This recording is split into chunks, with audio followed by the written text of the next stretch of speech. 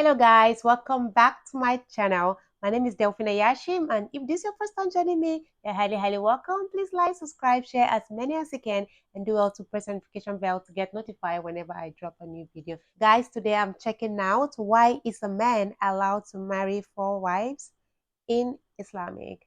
Yeah, I do not really know the reason why, so I'm so excited that I'll get to see it today. So without further ado, let's get right into it. You ready? Because I am ready. My name is Lakshmi. I'm a journalist. Now, the second question is, Muslim men are allowed to marry 4-5 times, I think, and they don't require their wife's permission, the first wife's permission to marry, correct me if I'm wrong, to marry more number of times. So I actually don't see any logic in this because I believe it's one man, one woman. That's the institution of marriage. So please clarify. Thank you. Now coming to your second question. In Islam, men marry 4 times, 5 times, and they don't ask permission from the first 5. Why? As far as polygyny is concerned, a man having more than one wife, Islam is the only religion, and Quran is the only religious scripture on the face of the earth which says marry only one. There is no religious scripture besides the Quran. I'm a student of comparative religion, which says marry only one. There is no verse in the Bible, no verse in the Bhagavad Gita, no verse in the Veda which says marry only one except the Quran. If you read the Hindu scriptures in Ramayana, the father of Sri Ram, how many wives did he have? How many wives? More than one? More than one. 3 wives. Fine. Shri Krishna, according to Mahabharata, how many wives he had? Unlimited. Not unlimited. You don't know your scripture well. No. Did he have 4 wives? No. I have no idea. Not 4, not 100, not 1,000, 16,108 wives. How many wives he had? 16,108. So why can't we Muslims have 4? What's the problem? When Sri Krishna can have 16,108 wives, why can't we have 4?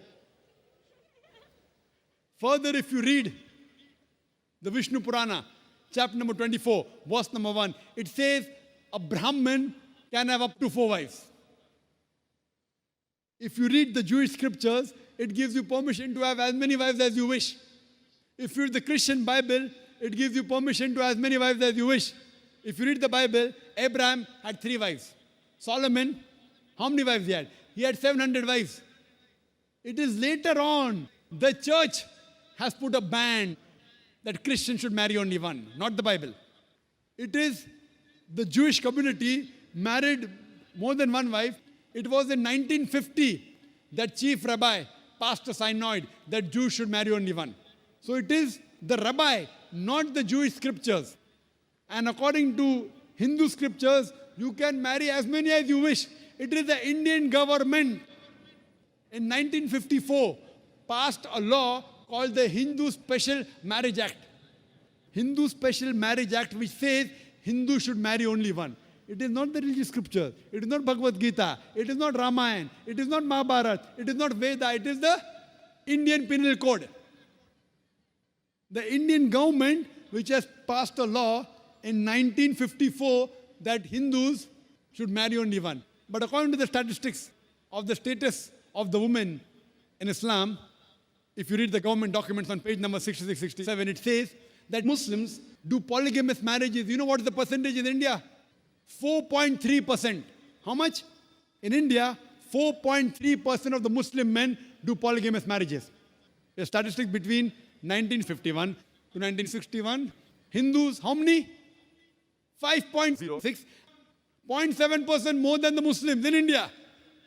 According to the Indian government, even though it is prohibited according to the Indian law, yet they do more polygamous marriages than the Muslims.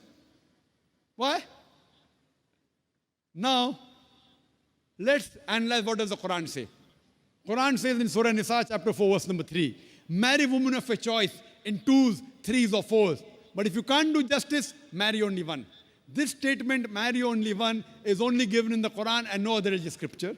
It says, marry a woman of your choice in twos, threes or fours. But if you can't do justice, marry only one. So if you want to marry more than one woman, one of the criteria of the Quran is you should do justice.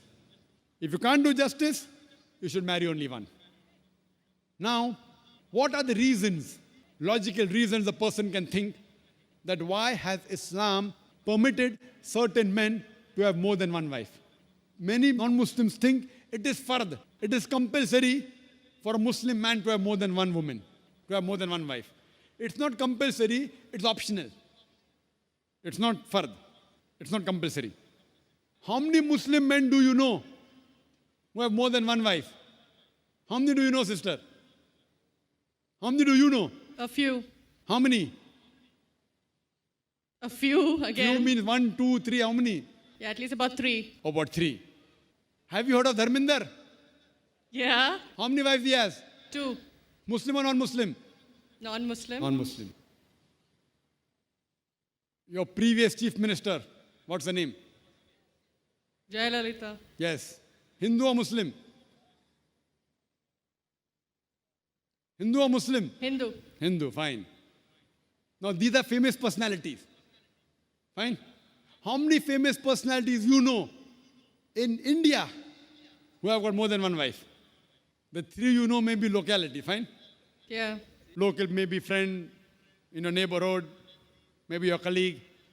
In India, there are more non-Muslims having more than one wife than the Muslims. Now let us understand what are the logical reasons. Come back to logic now. Now, by nature, if you ask any medical doctor, he will tell you, male and female are born in equal proportion. Girls and boys are born in equal proportion. But any medical doctor, any pediatrician, any children doctor will tell you that the female sex, the female child is stronger than the male child.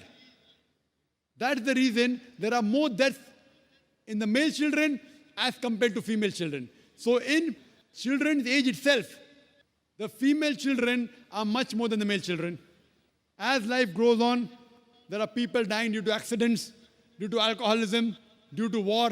There are more males dying as compared to females. Today, if you analyze in the world, there are more females in the world as compared to males. There are few third world countries like India where the male population is more than the female population. And do you know why? The reason is because of female feticide and female infanticide. According to an article, a program which came on BBC by the name Let Her Die, the program was assignment, there was a British reporter by the name of Emily Buchanan. She comes to India and she says that every year in India, more than 1 million fetuses are being aborted after they identified that they're females. She says more than 3,000 every day. You multiply, more than 1 million every year. According to the Tamil Nadu government hospital report, she gives the statistics, out of 10 female born alive, do you know how many are put to death? 4. Sister, did you know that? Tamil Nadu, your state, your beloved state, according to the government statistics, out of 10 females born alive in the government hospital, 4 are put to death. There are billboards put in Rajasthan and here, which says that spend 500 rupees and save 500,000 rupees. You know what does it indicate? Spend 500 rupees, do ultrasonography, do amniocentesis, identify the child you're carrying is a female, abort her, and save 5 lakh rupees, 500,000 rupees. Maybe a couple of 100,000 upbringing her, and the remaining 100,000 in dowry. If you stop this evil practice in India, our beloved country, stop the female infanticide, stop the female feticide. Even in India, the population of female will be more than the male population. If you see the rest of the world, if you see New York alone, there are 1 million females more than males. In USA alone, there are 7.8 million females more than males. In UK alone, there are 4 million females more than males. In Germany alone, there are 5 million females more than males. In Russia alone, there are 9 million females more than males. And God alone knows how many millions of females are more than males throughout the world. Suppose I agree with your philosophy, sister, you said, one man, one woman. if I agree with you, sister, with your philosophy. One man, one woman. And suppose my sister happens to be in America, or your sister happens to live in America. And suppose the market is saturated. One man, one woman, saturated. Yet there will be 7.8 million females who will not find life partners. One man, one woman. Now the option for these 7.8 million females is either marry a man who already has a wife or become public property. You say, Dr. Zakir Naik, public property, such a harsh word. Sister, it is the most sophisticated word I can use. I cannot use a more sophisticated word than public property. According to the statistics of America, do you know, on an average, a man, before he settles down with a wife, he has 8 different sexual partners. Do you know that? On average, 8. Some may have 1, some may have 10, some may have 28 sexual partners before he settles down with one. So the only option remaining, so if my sister happens to live in America, or if your sister happens to live in America, and the option is given to her, and suppose the market is saturated, every man has found a woman for himself. And unfortunately, if my sister, or if your sister happens to be one of the women who has not found a life partner, the only option for them is either marry a man who already has a wife or become public property. Any modest woman would opt for the first. Sister, what would you opt for your sister? Marrying a man who already has a wife or become public property? My sister's too young to be married. So When she grows up and if she happens to go to America, or if you happen to be in America, third choice. what would you prefer for her? You're the elder sister. Would you prefer her becoming public property or marry a man who already has a wife and get equal rights? In Islam, if you have a second wife, you give equal rights. In America, the public property has got no rights. She's degraded. She's dishonored. In Islam, she has an equal right. She gets honor. What would you prefer for younger sister when she grows up? Sometimes it's difficult to speak the truth, sister, correct? Especially in front of such a large audience. Anyway, I've got your answer, sister. Thank you. And your silence speaks for that. So that's the reason in Islam, sister, men have been allowed to marry more than one wife is to protect the woman, not to degrade her. Regarding a question, is it compulsory that the husband should take the permission of the wife? It's not compulsory because if she wants to protect, if that man wants to protect another woman, a normal woman, I agree with you, sister, no woman under normal circumstances would like to share the husband. You have to agree. This is human nature. But if the woman is a good Muslimah, is a good Muslim woman, what she says, let a small loss take place to prevent a big loss. She will say, I know sharing my husband is a loss for me, but I would prefer letting a small loss take place for me to prevent my sister becoming public property. She's a good human being. So she would surely give permission to the husband to marry a second woman, if she's a good Muslim woman. But taking permission is not fard, it is preferable. But at least informing is a requirement so that he does justice between the two wives. Hope that answers the question, sister. Thank you.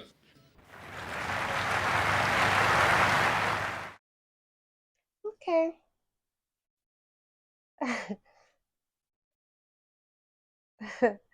Wow. This video educates me on so many things. Yeah. And as a Christian, I was taught that you are not to marry more than one wife. But as time goes on, I was making my research and all. The reason why they are, trying to keep you as a man from marrying more than one wife is because we are humans. There's no way you marry 2, 3, 4 wives and treat them equally, which we know that it is written, even he said in the Quran, right? That it is said that you have to be fair to all the wives, right? So you can marry more than one wife, but you should make sure you love them the same, you treat them the same, you do things together and all. But you and I knows that it's not possible for that to happen, no matter what it is. If you as a man said to yourself that you can do it, one of your wives can frustrate your life and make you not to accomplish what you said you will. So that is why I am objecting the fact that marrying one, two wives, three, four is not the best, because there's no way you will love them the same. No way. And if you think what I'm saying is not true, then maybe you should ask those people that marry two, three, four wives. They will tell you their experience, because your wives you're getting married to, right? They are coming from different environment. They are coming from different families. The way Mr. A is being brought up is different from the way Mr. B is being brought up. Even as siblings, you guys fight, you guys have misunderstanding. Talk more of you keeping, two, three, four wives in your house. And that's something I really want to ask again. It's about divorce. As a Muslim, when you divorce, they have it in different categories: one, two, and three. I don't know if it's the one, two, or three, but one of it, well, it is said that when your husband divorces you, that you will go marry someone, give birth for the person before he can be able to take you back. So I see that to be adultery, you know because me as a woman, I can't allow nobody to divorce me, and I will go marry another person, and later I will come back and marry my husband. Then what's the meaning of that? For her to move from you, marry another person, give birth for a person before she can come back to you. I don't know if it's true though, but that is what I, you know, I heard, and I asked some Muslims around me. They said, yeah, they confirmed it. So I want to like make it public, yeah, so you can drop, you know, your answers in the comment section below. I will appreciate, because I'm so sorry that I brought this question here. It corresponded a little, but a little. I will appreciate if you tell me your opinion in the comment section. All right, guys. I really, really like the way Dr. Zakir answered this question. Yeah, he brought illustration from different religion, and he break it down, and he didn't just allow himself to answer the question, but he was using the same lady that asked him question to, she was answering part of the question. He will be like, okay, this is what happened, this is what happened, this is what it is. Then he will ask her, how about in her life experience, this, that, blah, blah, blah. Then she will answer. So that means she confirmed that, yeah, what he's saying is true. I love that strategy he used in answering his question, guys. It's really, really cool, because I feel the person who asks the question will have a better understanding. Yes, yeah. So it is really, really amazing. I appreciate Dr. Zakir. I appreciate him for that. And he also said that the only religion that supports marrying just one wife is the Islamic religion, because it is written in the Quran. Yes, that it is written in the Quran, but it is not written in the Bible, and likewise it's not said in other religion, but it is written in the Quran. Well, I confirm that it is written in the Quran today. You as a Christian out there, I will appreciate if you tell me in the comment section below. Yeah, because I really wanna know. I'm here to learn. So as I watch this, I learn something, and I will appreciate if I will also learn from the comment section. All right, guys. So you can drop your comment, drop your opinion, and I'll be very glad to go through it and give you a response. Okay. Thank you so much. I really appreciate you who recommended this clip for me to watch. It's really, really educative, and I've learned a lot from it. Thank you so much. Thank you a lot. Share this video so that other people can also see and learn something from it. All right, guys. So everything that has a beginning also has an end. But before I go, bye.